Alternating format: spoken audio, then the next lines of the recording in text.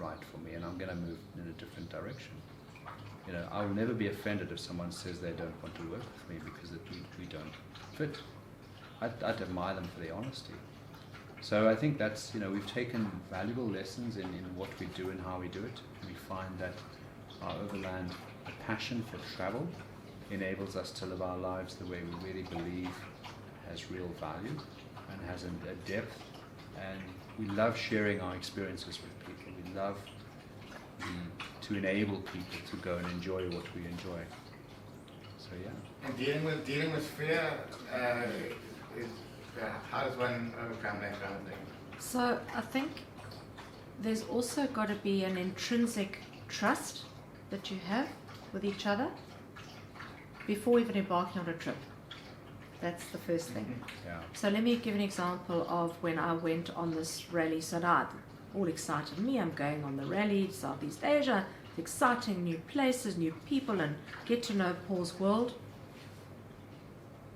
But I had an eye-opening experience because what we didn't plan for was how ill Paul got. Paul was on a landslide and it wasn't pretty. He got the most horrific bronchial pneumonia in Myanmar. They put me in an ambulance, and he didn't drive his own truck. I didn't drive my own truck. Joe drove the truck, and it was basically between you and Bruno to get our truck across and move it. But I was that sick, and I think the learning from that was, you've got to trust each other implicitly. I've never done this before. He's now sick, and he's got to trust me. But I'm going all the way around the world to meet 40 people that I've never met, that he's got a history. Doing his job and you've never done it before. Well, I think we didn't have her fixing the cars. I was entertaining everybody. But the reality is, it's about that trust. So the work that I do with couples to enable them to go and travel is on a level that you've got to have a very clear understanding to be able to trust each other. You need to make sure that you've both got skill sets and you both take the responsibility of learning what you need to learn. But you've got to talk about it before the trip, not on the trip, because that's when the bickering starts. But you should have, and why didn't you, and you didn't say, and I thought you, because expectations are disappointments in the making, aren't they? Yeah. And assumptions are the mother of all. So with all of that under the belt, and you haven't talked about it before, you're not going off on a good foot. Yeah. It's a lesson, it's a learning, and I think when you do have those difficult conversations about, how are we going to embark on this and what's important, you prepare yourself so much better. And a lot of the training I do and the training Joe does, but certainly on the overland side, it's scenario based, where you're going to talk about, or you're going to help someone experience an element of it so that they're better prepared to deal with it. And roles and responsibilities, something as simple as roles and responsibilities. So nobody feels that they're doing more of or less than, and they're burdened with this. It's sharing, it's teamwork. This is the test of teamwork. And it's actually very exciting for couples, as opposed to people being fearful. I think the fear, people, when I ask that question, what are your biggest concerns? And it'll be like safety, and it'll be like, what if we have an accident, and what if we break down? You can work through all that. You can work through great communications. You can be prepared if you have an accident. You can sort a problem out if you have a breakdown. Okay. What we don't always prepare for is our own interactions and how that works and how we're going to deal with that. And I think when you can do that on a plane that supports you, you're adding another dimension of preparation to your travel and to your element of success. And that's what's so important, is to enable yourself to be confident. You want to make a success of what you're going to do. You're investing a lot of time, energy and money. So the basic preparation should never be overlooked. And I think part of the preparation that we believe is probably often overlooked is the preparation of self, attitude, the ability to communicate, your mindset, your approach. That should be a fear as well. Because when you've got that under your belt, those other practicalities actually become insignificant. You can sort them out. But with no structure, we've got nothing. Yeah, it puts that in place. So that's what we support people to do, that inner journey through an outdoor experience, to really look at each other and prepare that and make it mindful, meaningful and memorable. And in terms of spiritual growth in an overlanding situation? Well, that's personal to different people. I think, we all look for something that we live for, and I'll never, sort of force any of my beliefs on people. But I do believe that, it gives you an opportunity to have space and time, and I think with space and time you can get to know yourself more. How often do we spend time getting to know ourselves? We don't.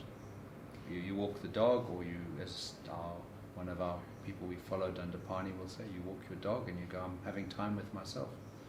You're not. You're Time walking with the the dog. And how often are people walking a dog and they're on the phone? So actually they're distracted twice over. So you actually, and how often are we sitting, eating, trying to get an email done at the same time? We're all guilty of it. I put my hand up to that for sure. But I'm becoming much more mindful now that actually the time we spend together, when we walk in the door, take the phones, put them away. We don't want to be distracted by our phones. We want to have time together to talk.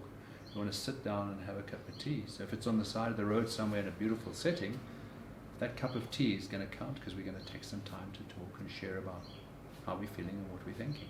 So if you want to look at how that grows you as a person or grows your beliefs in a spiritual way, we're both very spiritual. But I believe that you create opportunities to live more harmoniously with each other.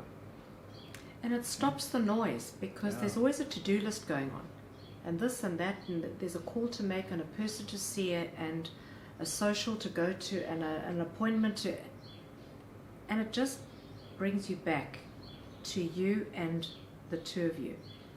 And I think exactly what you said now about that opportunity to connect with yourself and to connect with each other is, I think, is the thing that most people are fearful of in going on an overland as a couple. So if you're a couple where it's been your way of life, where you've camped, taken kids, or you've traveled, and it's the way you've kind of lived your lives together, we're not talking about those people.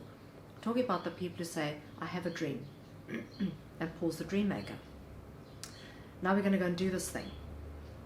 Now, I can imagine, and I've heard some women say,